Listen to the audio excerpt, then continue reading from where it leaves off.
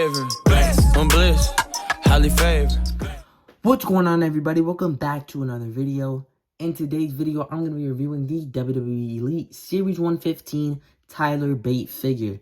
This is a figure that I've already been eyeing, and I actually found this guy at Ollie's for $12.99, which is awesome. So if you want this figure, I'd recommend checking your Ollie's before anything, because I even found 117 Seth, 115 Chase Drew McIntyre, 117 Grayson Waller, and the SummerSlam Roman Reigns figure. So I'd highly recommend you guys check out your local Ollie's to see if you can find some pretty awesome figures.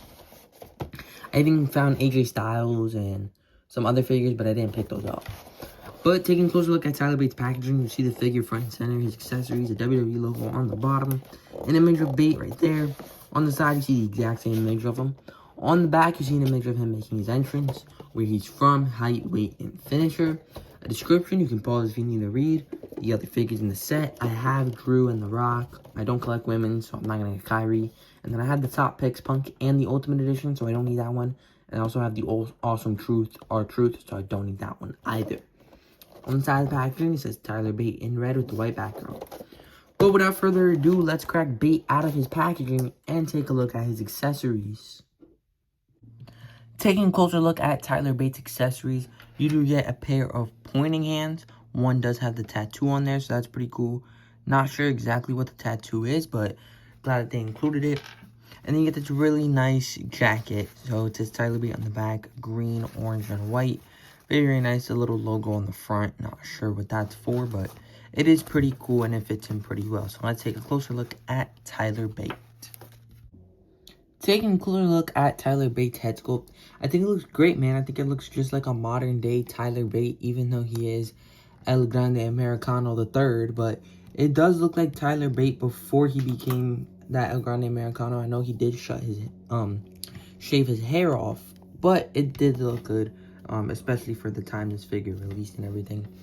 Torso is going to be the Austin Theory Tamatanga style torso. You get a really nice white armband here. It says Big Strong Boy in green. Shoulder tattoo right there, and then a hand tattoo at the bottom. White wrist tape on this side. Not much going on the back. It says Tyler Bate on the back of his trunks right there. Really like the color scheme of the white, yellow, and green. I think it looks pretty cool. That same logo that was on his jacket right there. Not sure what it is, but it does look pretty cool. Really like the legs they gave him. They gave him the nice, beefy, thick legs.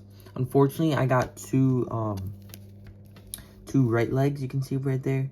You can tell by that hinge right there, because that's usually, you know, what stops it from, like, you know, going, I don't know, I believe it's to prevent, I don't know. I actually don't know what it's for. I was going to say prevent the plastic from, like, tearing when you put it in, but I don't think that would happen, because I was going to say for more articulation as well, but then this one goes in perfectly fine. So I don't know exactly what it's for, but that's how I was able to tell that I got two right legs. But, I mean, I've seen a lot of people get stiff legs, and if I get two of the same legs and he articulates way better, I'd rather have that than two perfectly fine legs and then they're stiff.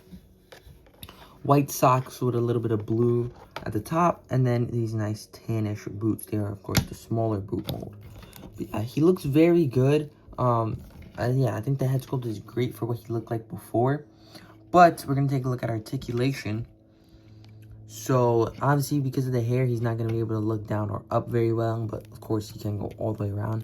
Still kind of limited because of the hair, though. Arm can go up about that much all the way around. You get the bicep swivel, double jointed elbows, hand can rotate and hinge. Torso can rotate all the way around. Decent little ab crunch. He can do the splits. He can kick up about that much. Very nice. That is very, very good. It went all the way around. And to see that some people have been getting stiff legs, that's great, man. That's really good that he can do that all the way around. That's beautiful. I love to see that. But the knees are also not stiff at all. These legs are awesome. Upper thigh cut, of course. Double jointed knees. Boot can rotate all the way around. And then you get the new ankle articulation. So not only does he look amazing, but he articulates very, very nice. This is a super underrated figure. For comparisons, here he is up next to the Elite Series 110 Pete Dunne. Here he is up next to the Elite Series 96 Eli Dragunov. And here he is up next to the Elite 102. Before we wrap up that review, here's a look at Tyler Bate with the UK Championship. Of course, he was the first ever UK champion. He didn't have it when he looked like this, but if you want to display him like this, it does look pretty cool. But that is going to do it for the Elite Series 115 Tyler Bate.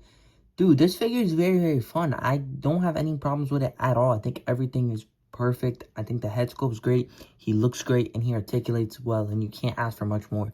And for only $12.99, I suggest you pick this up.